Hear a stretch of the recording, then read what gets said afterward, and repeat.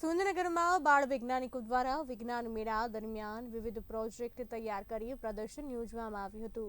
આયોજન શહેરની અલ્ટ્રાવિઝન સ્કૂલ દ્વારા કરવામાં આવતા સ્કૂલમાં અભ્યાસ કરતા ધોરણ 6 થી 11 સાયન્સના વિદ્યાર્થીઓએ 65 જેટલી કૃતિઓ તૈયાર કરી હતી।